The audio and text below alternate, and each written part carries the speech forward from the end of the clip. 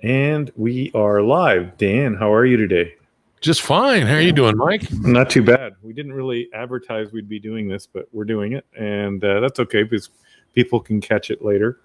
And it's a surprise. I want to see who shows up in a hurry. It's always some regulars, which is cute. So I think that's pretty funny.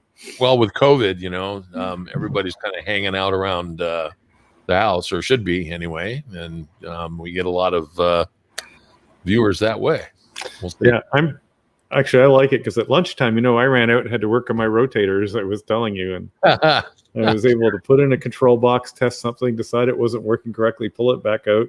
I'm so glad I've done quick disconnects or terminal strips, especially with dealing with rotors rather than dealing with all these unique pins. So you and I today are going to talk about the basics of a SmartLink.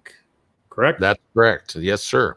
And there's I apologize. There's Delta Lima 8, Delta Lima 9, Bravo Bravo Echo, and Steve's here from sunny thunderstorm-ridden Florida, I guess. So everybody tells me.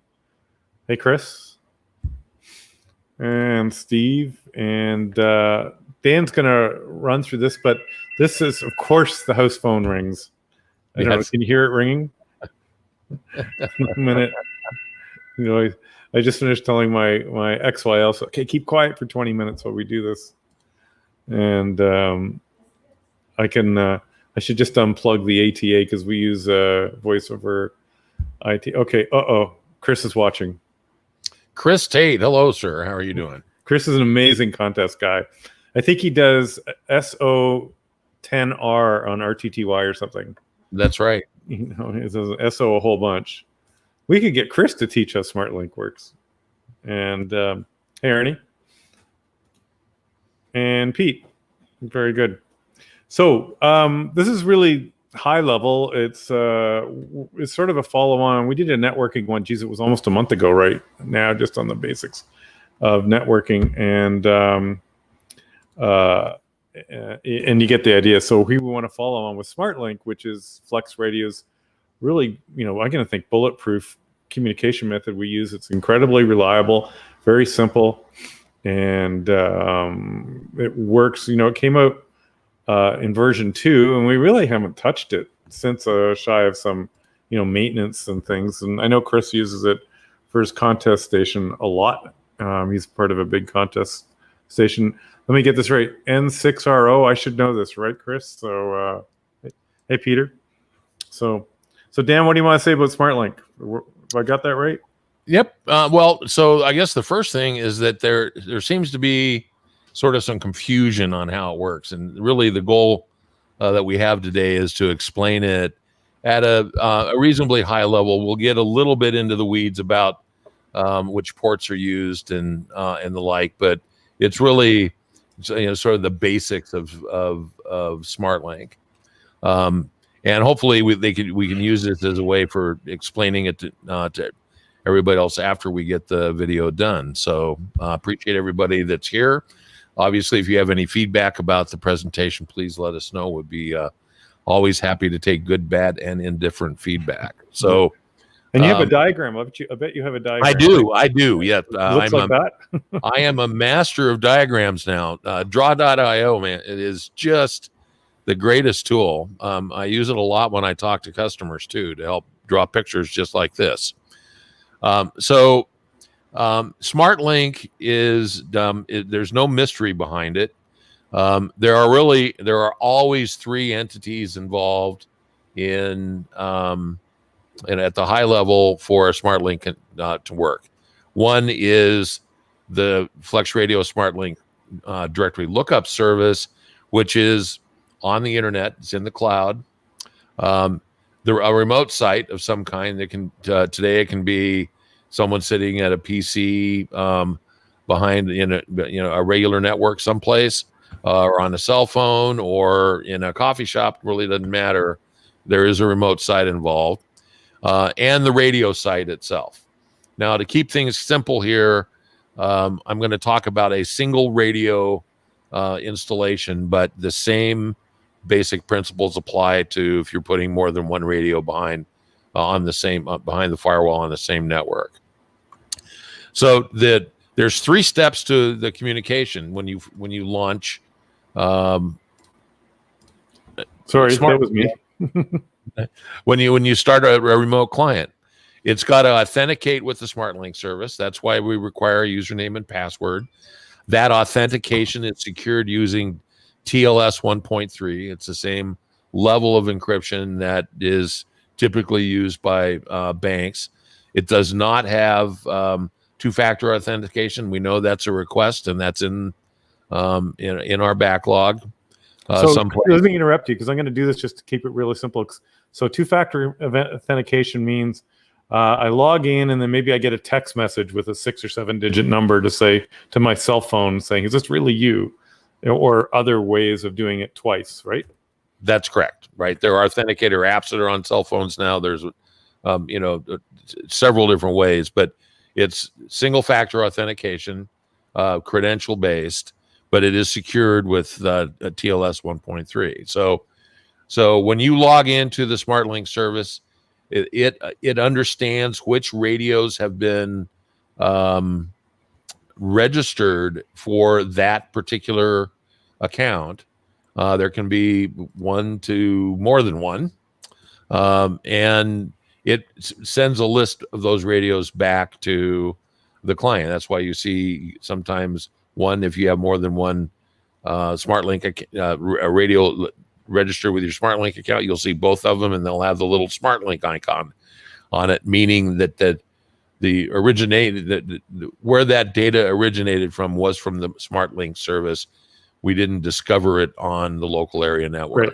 You can have a common email address if you want with 6 of your FlexRadio friends, all using, whatever email address you want, and you all log into that email address with the shared password, and you can see 6 different radios or right. 6 different people using one radio type of thing. So I guess we purposely kept it that flexible, no pun intended, to allow for those options. So we have clubs that have 1 or 2 radios and multiple users, or 1 radio and multiple users. And we have some, we do it in our own show account where we've got 1 login, but with 7 or 8 or 10 radios all onto it, especially during when we used to go to shows and be able to log in from all over the world. When before you joined us, Dan, when we released it in the first couple of weeks, the whole alpha team, which is about 50 people, the SmartLink came out and we had to break it and test it, and it was pretty cool. Everybody was logged into the same account, and so one night I'm listening to 40 meters in up here in Ontario, and it sounded really bacon frying.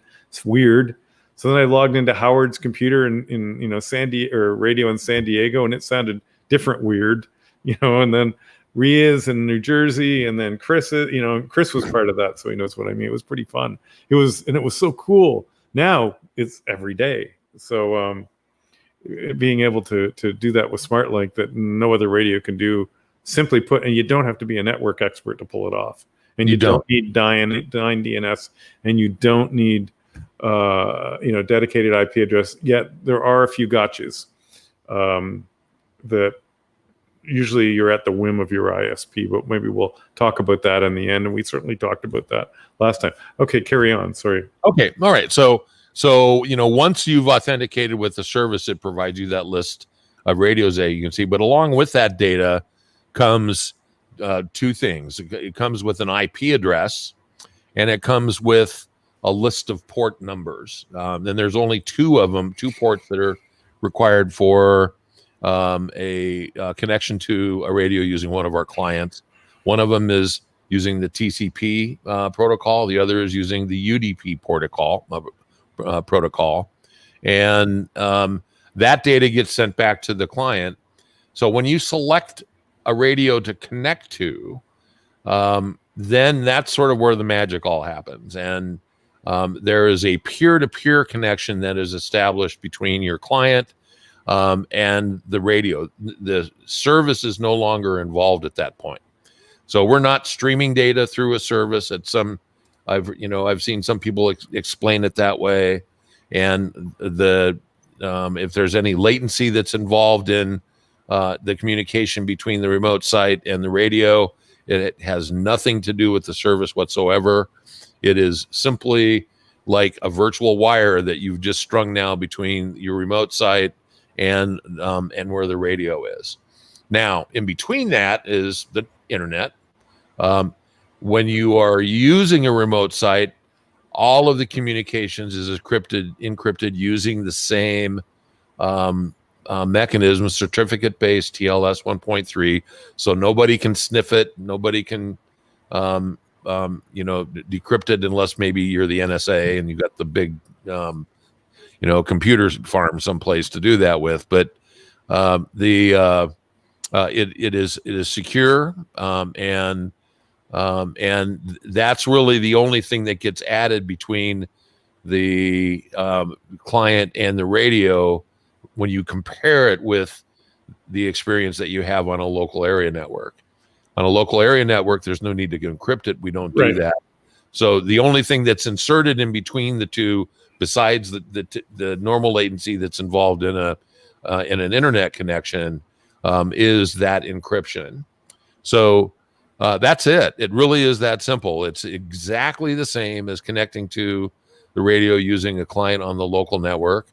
And by the way, if you own an M model radio, when the front panel connects to the radio, it's using Ethernet and TCP/IP, only it's all internal to the radio because there's a switch that's built into the radio. So it is literally the same connection type between a client and a radio, no matter what configuration that you're running.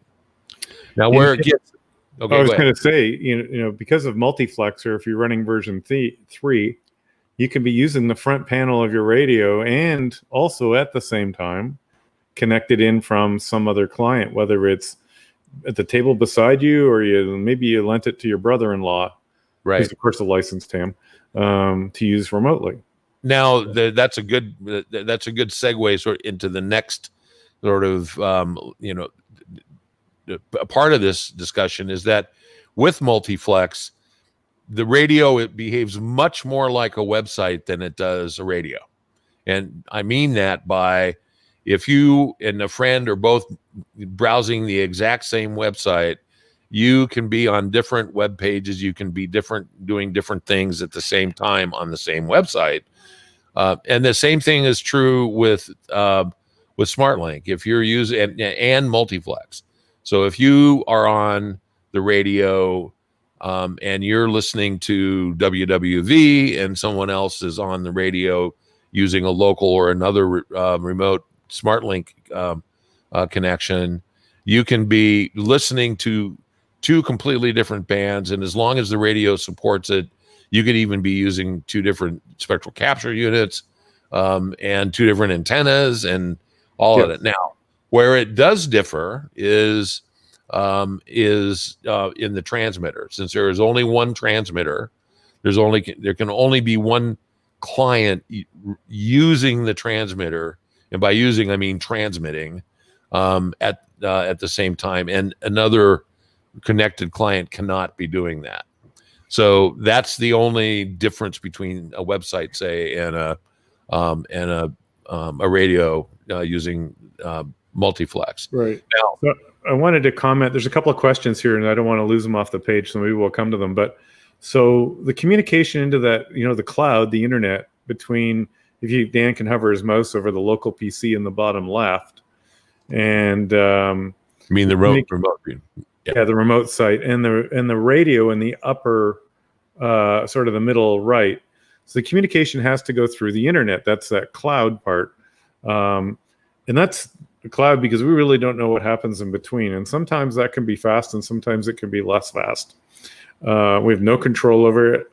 There's a lot of data moving through there, a lot of it Netflix, and but that is just the path we use in the tunnel. So Dan Trainer was asking about separate authorization. Dan, I can't give you an answer as to when. It is a common ask. We have it as a request for enhancement ask. Don't know where it is on a priority list of things, but certainly aware that from club or multiple users, they want the more advanced level of authentication and authorization. There's challenges with that. in our, keep it simple, stupid model right now, or the KISP model, it's very simple and it's not hard. It's hard to confuse things.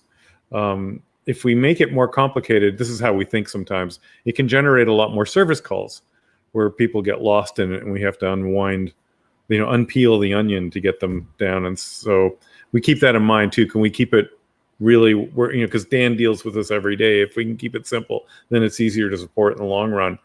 And for a lot of our customer or install base, this is a very complicated step. If you've got a background in networking, or you're the Chris Tates of the world, you understand fully it's no big deal. We can manage this. So it's something we have to keep in mind. Not impossible. Steve Strom asked about. This was Dan's question, by the way. So the end story is I can't give you an answer, but it's not just that black and white either. And then Steve asked about bandwidth, and I know this one well because I use remote all the time. So the data from the radio, so when you're listening and you're streaming data from the radio, you can get that to about a minimum of about 300 kilobits per second. And the throttle or the sliders for doing that are to slide your bandwidth and pan adapter down to minimum. So your pan adapter and your waterfall rather are not updated frequently. That's what really reduces it. If you crank those suckers wide open, you're up to about 1.5 meg per second, which is a fair bit of data, and you want to make sure you have enough upload speed on where the radio is installed. Now, this is different than what we're used to, because we're used to downloading data, but now we're the server and we're now pushing it out of our house. So generally, you buy internet, you get like 10 down, or 10 down, 1 up, or 25 down, 5 up, or if you're really lucky and you have fiber. If you're in the 100 symmetrical world, my hat's off to you, because most of us still can't get that. But so that's what you have to play with. Those are roughly the numbers. If you then turn on DACs, that chews up a whole lot of bandwidth, especially if you're trying to do remote digital operation.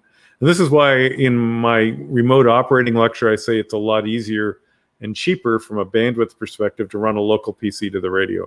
And that's probably a whole discussion in its own. It is. There's one thing I do want to add to that, Mike, and that's really a good point, is that I've talked to customers, and I talk to them every day, where they say, well, wait a minute, I've got a 80 meg, 80 gigs uplink fiber, and I'm like dialed into the network. I can stream Netflix.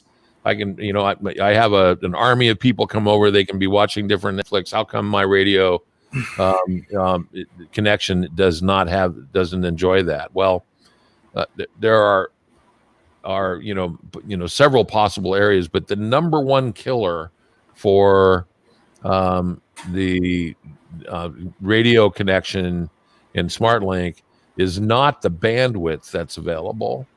Typically, it's the latency between the sites.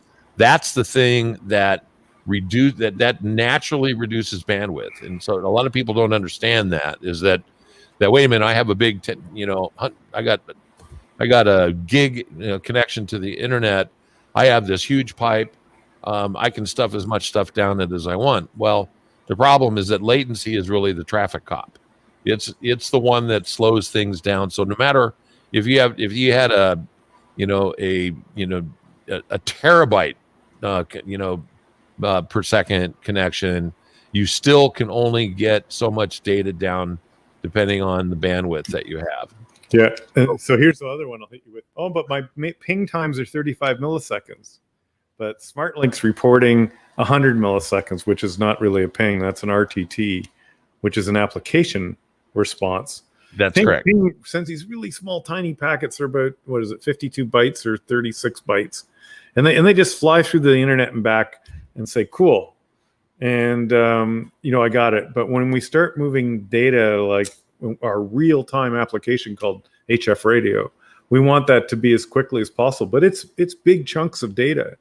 And we want it now. We want it, within, I'll say 200 milliseconds is a nice number, a practical, achievable number that we can deal with. You start to hear the difference, I think, in the voice over IP world. So 150 milliseconds is where people start stepping on each other in phone calls, type of thing. So So those are the numbers we play with. So I actually wrote up a big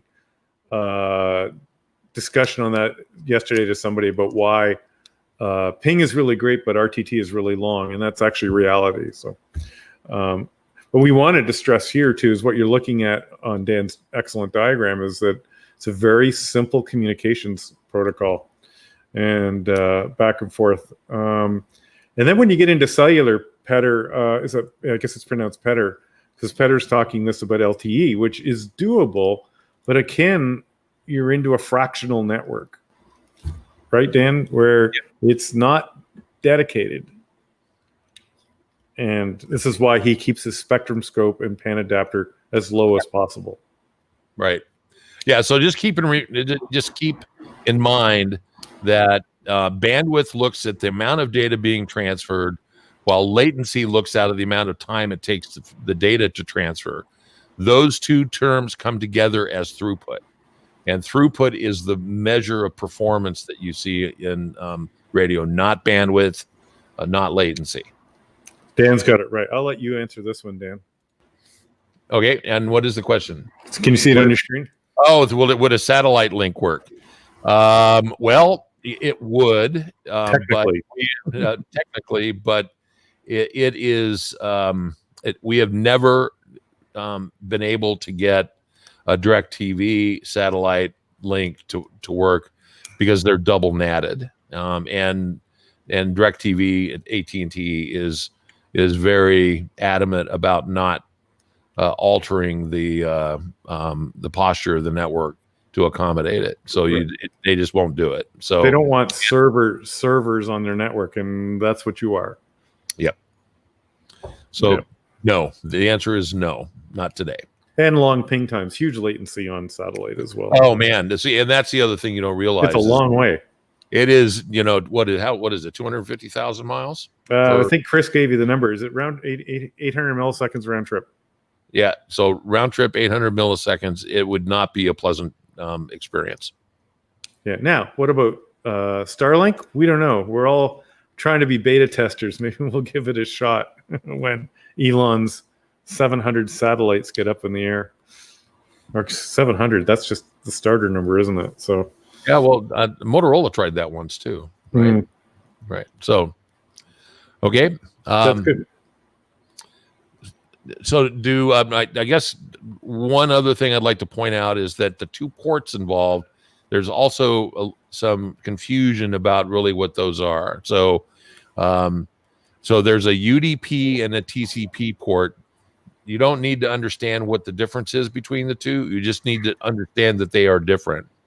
The UDP port needs to be at the radio now is 4993. That's the port that the radio listens on. That's hard coded. The radio that will never change. Well, not say never. That is hard coded, and currently there isn't a radio that we produce that would use anything different.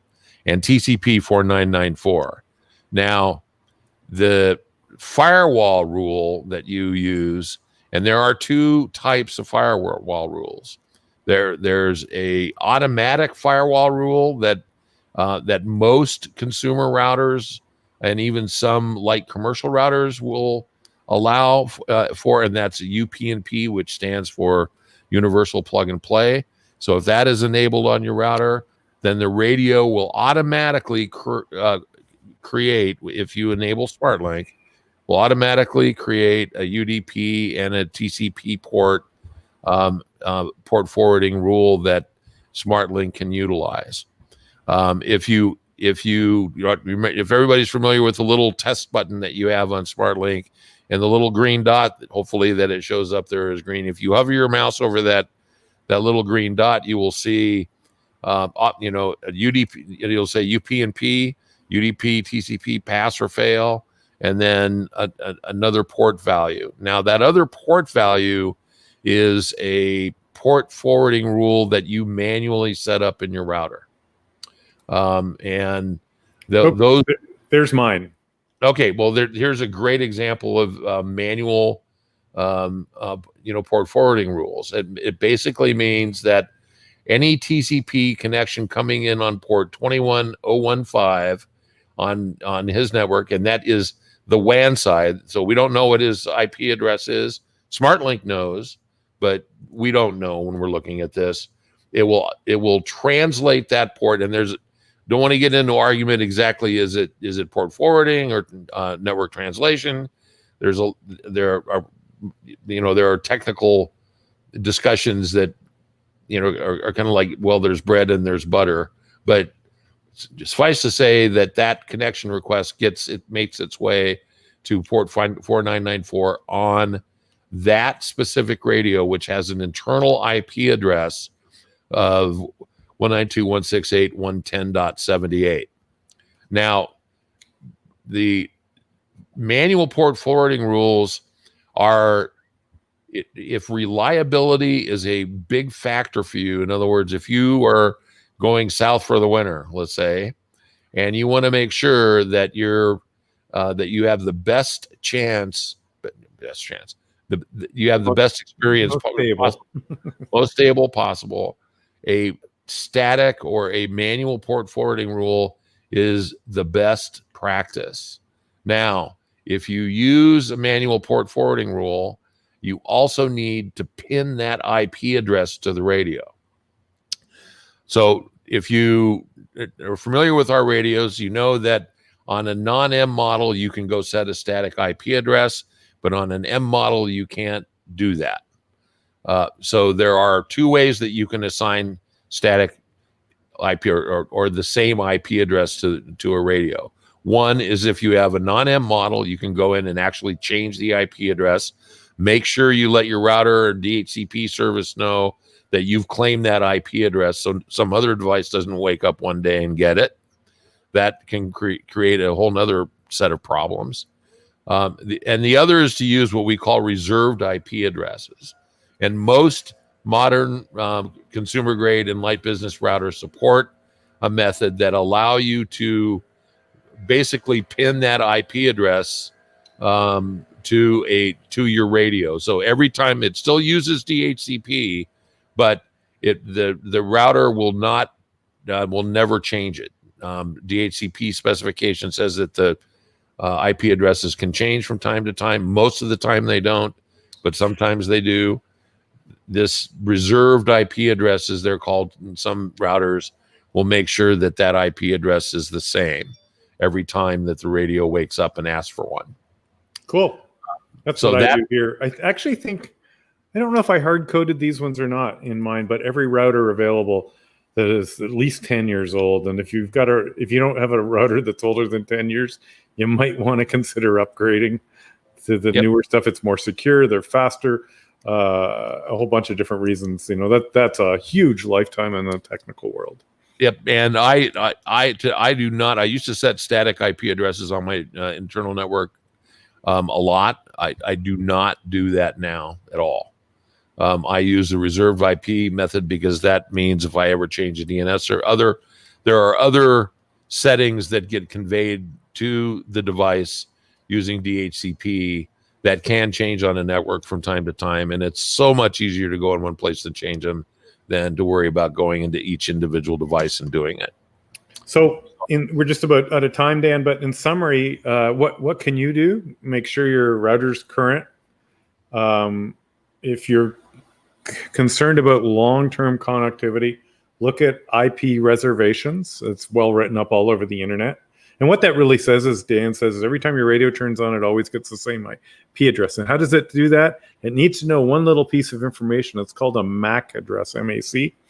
And everything on the internet has a unique MAC address. Supposed to, anyway. So my MAC address for my radio is different from Dan's, different from your buddy's. So that's how it ties the two together.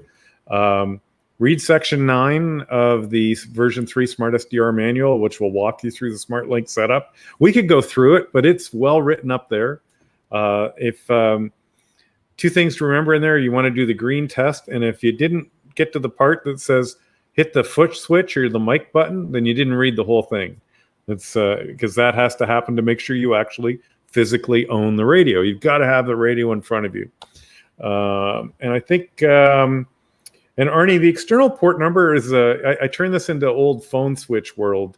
It's like in the old days when you wanted to phone your mom at work or your dad, and you phone the switchboard, and then you ask for extension 222, and then they passed it through. That's what a port number is. It's just part of the whole address of where's my hardware type of thing. So that's what a port number is, and it's something that your switch needs to know, or your switch actually manages. So if we go back to this picture here, this is the port number on the. You can't see my mouse there. Let me go.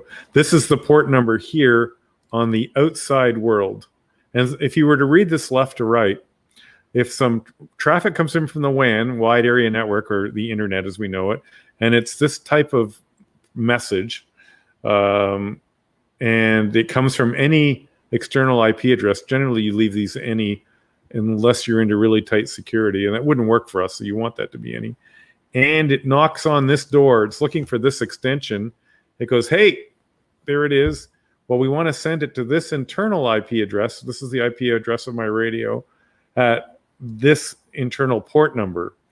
And then the radio says, okay, I've answered your call. Have you got the secret password? You do? Great. Let's carry on. So right. Hopefully that helps in how that works. So if it wasn't for ports, a computer connected to a network could only talk to one thing at one time. It would absolutely. So ports make that multiple communications to multiple devices possible. Right. When the internet came out, when at home first came out, remember that you could only hook one computer up to the at home modem, and that's all. Yeah. One person, one computer had access to the internet. Yep. Going back to the dial-up days, that's it. That's or the dial-up days, correct. So, well, Dan, thanks for your drawing and everything, and we'll continue this on the really basics of communications or different things, or we'll probably be on next week or 2 weeks. We'll see how it goes, and if you something you really want us to do a high level deep dive in, meaning we're targeting this for people where this is a little new technology for them. We'd love to help you out. Drop Dan or myself an email. Dan's easy to get. It's dan@flexradio.com. And I'm my full name, Michael@flexradio.com, or info@flexradio.com. We get them all. We generally answer them all. Sometimes I don't answer right away because I'm trying to find an answer to your question. So we can, or you get the idea. So other than that, we're good. The world carries on, and we're having a blast. So 73 all. Yep. Bye-bye.